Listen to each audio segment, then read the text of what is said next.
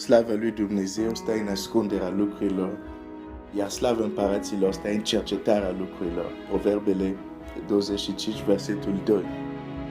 Misiunea noastră pe pământ, sensul vieții noastre e să-L căutăm pe Dumnezeu, Cel nevăzut dincolo de spațiu și timp, deși este aproape de fiecare dintre noi. E aventura și experiența cea mai extraordinară care putem să o avem.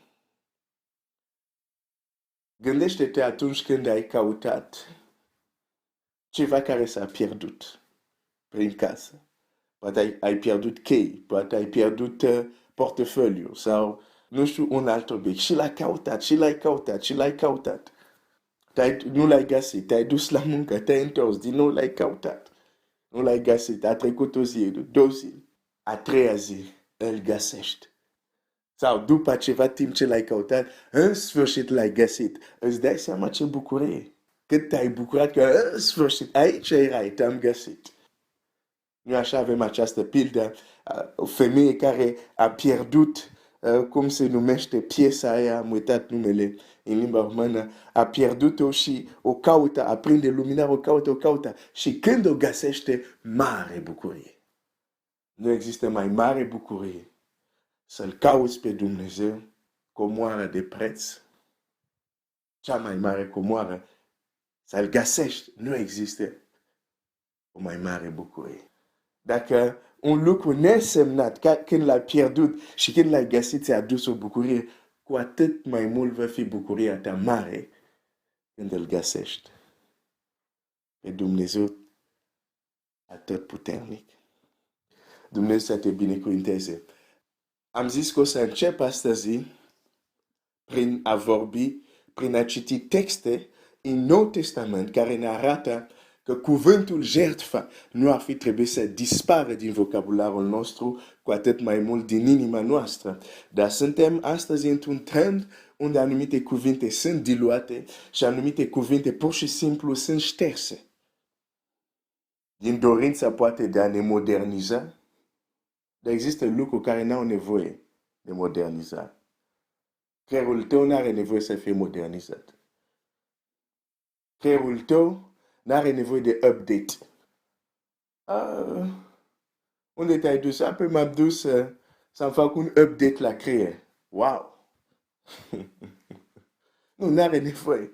Sunt lucruri care sunt doar dacă intervine boală, dar ce a făcut Dumnezeu este desăvârșit. Este perfect. Există lucruri unde nu avem nevoie să-L ajutăm pe Dumnezeu. Zice, las că-ți modernizăm creierul, că tu l-ai făcut așa, hai să-l facem noi mai mic. La fel, anumite cuvinte nu avem nevoie să le modernizăm. Îți dai seama ce ar însemna să zicem, hai să modernizăm Evanghelia. De fapt, ce ar însemna? Cam asta trăim. Atunci când schimbăm înțelesul cuvintelor și dispar unele cuvinte, căutarea noastră de Dumnezeu este deja, sau redus șansele să găsim. Știi? E ca și cum te duci în căutarea unei comoare, dar ai uitat harta acasă. Deci, ok, am uitat că harta care mi indica unde este comoară nu e mare, brânză, mă iau după vânt. Succes! Roman, capitolul 12, ne spune așa. Versetul 1. Vă îndemn, dar, fraților, pentru îndurarea lui Dumnezeu, să aduceți trupurile voastre ca o jertfă vie, sfântă, plăcută lui Dumnezeu. Aceasta va fi din partea voastră o slujbă duhovnicească. Să nu vă potriviți chipul veacului acestuia, ci să vă prefaceți prin înnoirea minții voastre ca să puteți deosebi bine voia lui Dumnezeu, cea bună, plăcută și desăvârșită. Deci, și în nou legământ, să aduc jertfe. Doar că jertfele nu mai este oaia, capra, bou, vaca sau nu știu ce alt animal, dar trupurile noastre, viața noastră. Noi trebuie acum să aducem o jertfă duhovnicească. Hai să lăsăm liniștit oile să se plimbă pe dealurile Brașovului. Nu avem nevoie de ele pentru închinarea noastră. Dar aducem o jertfă dovnicească. Această apropiere de Dumnezeu, în Geneza, Cain și Abel au adus o jertfă lui Dumnezeu și noi trebuie să aducem o jertfă dovnicească. Da, sigur, jertfa pentru răscumpărarea noastră, pentru iertarea păcatelor noastre a fost adus, este Domnul Iisus Hristos, Mielul lui Dumnezeu. Nu putem adăuga nimic și nu putem retrage nimic. Dar după ce suntem mântuiți, suntem acum salvați, suntem chemați să aducem jertfe dovnicești lui Dumnezeu. De aceea, în Vechiul Testament putem vedea că exista jertfă pentru păcat sau jertfă pentru vină. Dar nu era singura jertfă care există. Era jertfă de mulțumire care nu avea treabă cu păcat. Era jertfă de, cum se numește, l'Holocaust. Jertfă de arderea de tot, care nu avea legătură cu păcat. Deci există mai multe jertfe. Deci chiar dacă jertfa lui Iisus Hristos, Domnul Iisus Hristos a rezolvat problema păcatului, problema răscumpărării, există alte jertfe. Nu vreau să-L mulțumesc pe Dumnezeu, pentru că Iisus a jertfit deja. Serios? Ești, cum se zice, ingrat, se zice în limba română? Nu poți să mulțumesc? El a plătit totul. Da, a plătit totul pentru ce? Răscumpărare, iertarea păcatelor. Da. Dar asta nu înseamnă că trebuie să fim nesimțit. Să aducem jertfe dovnicești. Deci, pentru Dumnezeu și nou legământ, de ce zice, voi sunteți o preoție aleasă? Ce fac preoți? Aduc jertfe. Un alt text. Evrei 13, versetul 15. Prin el să aducem totdeauna lui Dumnezeu o jertfă de laudă, adică rodul buzelor care mărturisesc numele lui. Wow! O jertfă de laudă. Deci nu numai că putem fi o jertfă, să aducem o jertfă dovnicească prin faptul că aducem trupurile noastre, viața noastră chiar, dar și prin cuvintele noastre, rodul cuvintelor, putem aduce o jertfă de laudă lui Dumnezeu. 1 Petru 2. Și voi, ca niște pietre vii, sunteți zidiți ca să fiți o casă dovnicească, o preoție sfântă și să aduceți jertfe dovnicești plăcute lui Dumnezeu prin Iisus Hristos. Să aducem jertfe dovnicești, adică Biblia e foarte clar, nu vă întoarceți, nu e vorba că vă întoarceți în Vechiul Testament și alergați după oaia care v-a supărat, las că m-ai supărat, te aduc jertfa sâmbătă. Nu, jertfe dovnicești. Și zice, plăcute lui Dumnezeu. Când oamenii aduceau jertfe în Vechiul Testament, în anumite împrejurări, vedem că când ei aduceau, nu se limitau doar să aducă jertfă, dar erau preocupați de un alt lucru. Oare Dumnezeu primește jertfa mea? Noi am diluat, cuvântul ăsta a dispărut, cuvântul rugăciune e diluat, nu are sens care trebuie să aibă. Și când noi ne apropiem, de exemplu, de Dumnezeu în închinarea noastră, nu mai avem această preocupare. Oare Dumnezeu primește sau nu? Doamne, m-am închinat, îți place sau nu, asta a fost închinare. M-am rugat, îți place sau nu, asta a fost rugăciune. Bine, nu spunem asta așa, dar atitudinea noastră și actele noastre o spun. Când a fost ultima dată te-ai rugat și ai zis, nu că ai zis, oare Dumnezeu Poate face asta, oare o să mă asculte? Nu asta. Da, asta le mai avem. Oare o să asculte, oare nu știu ce? Nu, dar când te-ai rugat și ai terminat, să ai fost la biserică, ai terminat duminica asta, când ai fost la biserică, ai ieșit din biserică și te-ai preocupat și ai zis, Doamne, oare ai primit închinarea mea?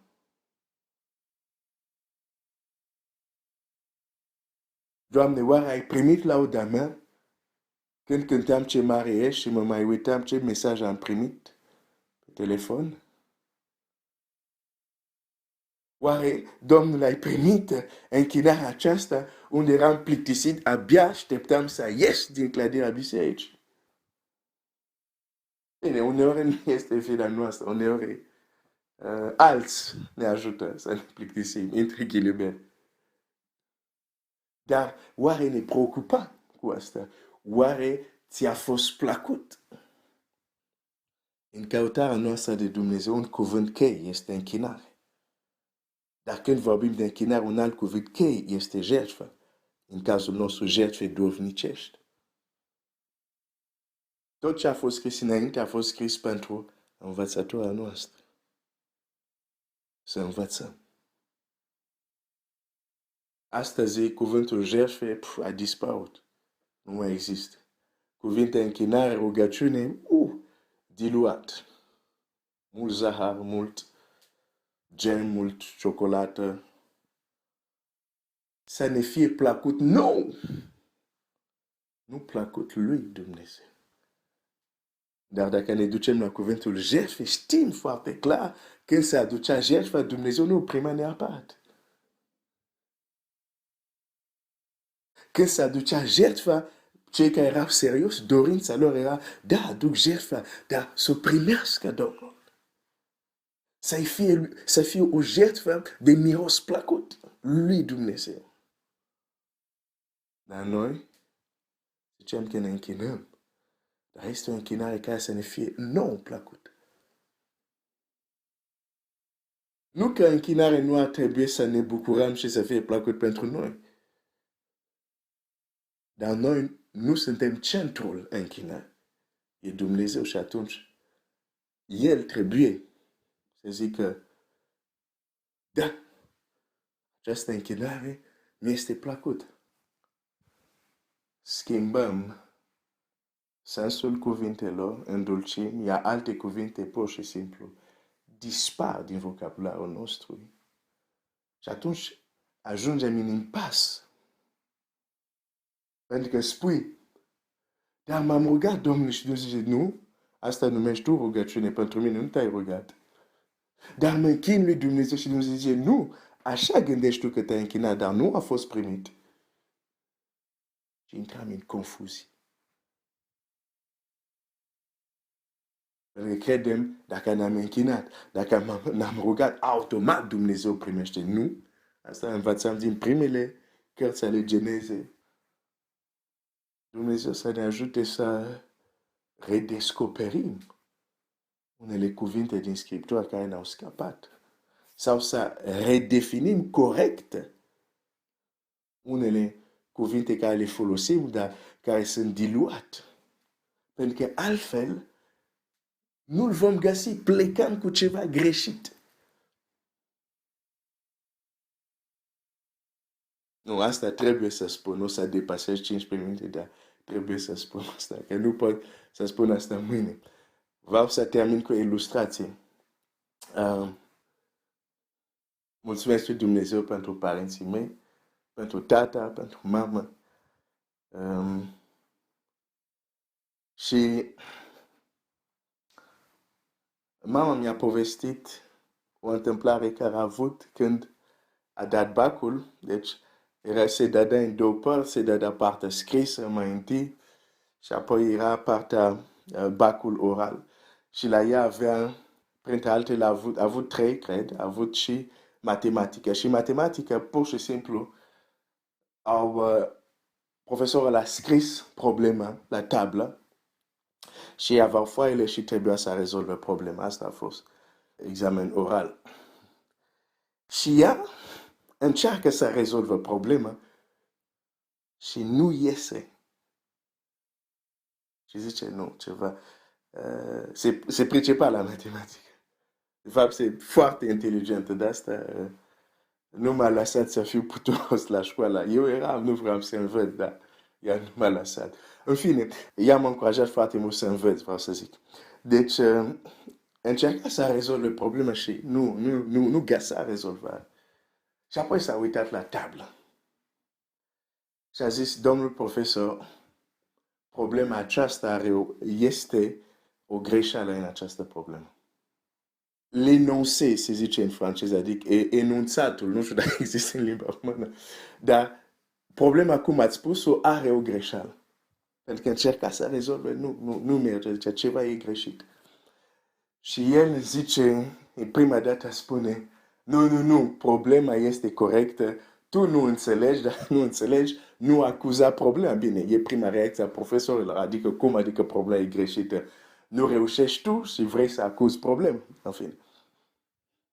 I-am asta, dar era convinsă. Zice, domnul profesor, problema asta, cum ați scris-o, e o greșeală, ceva nu este corect. Din nou s-a supărat.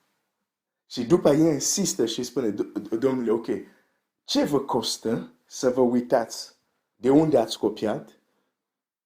Problema asta e o greșeală acolo. Și el, de supărare, mă gândesc la judecător de drept, nu mă tem de Dumnezeu, de oameni, nu mi-e rușine, dar pentru că îmi bați capul. Îți voi da, și el a fost ceva de genul ăsta, pentru că îmi bați capul, hai, o să mă uit. Și se uită de unde a copiat. Se uită ce a scris la tablă. Era o greșeală. Și a zis, îmi cer scuze, aveți dreptate. Automat i-a pus 17. 17 e un fel de 10, că aici e ca și cum i-a dat 10. Că punctajul e 20. Dar deja 17 e un fel de 10. Pe loc. Pentru că a zis, dacă tu ai putut să-ți dai seama că este o greșeală, înseamnă chiar ai înțeles problema. De ce îți povestesc asta? Când în enunțatul sau în definițiile noastre, cu ceea ce plecam în căutarea lui Dumnezeu, când deja am pus de la început problema greșit, nu putem rezolva. Nu putem să-L găsim pe Dumnezeu. Pentru că de la început plecam cu definiții greșite, cu concepții greșite, zicem, hai să-L căutăm. Nu-L vom căuta. Suntem tot în temă, nu-L vom găsi. Suntem tot în temă de a-L căuta pe Dumnezeu unde nu este. Sau unde nu-L vom găsi. Un alt mod este de a pleca în căutarea lui Dumnezeu cu lucruri greșite în cum punem problema. Cum am definit lucrurile. Dacă de la început e greșit, nu vom găsi rezolvare. La fel cum am așa, nu. Aici nu este o rezolvare. Pentru că de la început în problema este o greșeală. Dumnezeu să te binecuvinteze.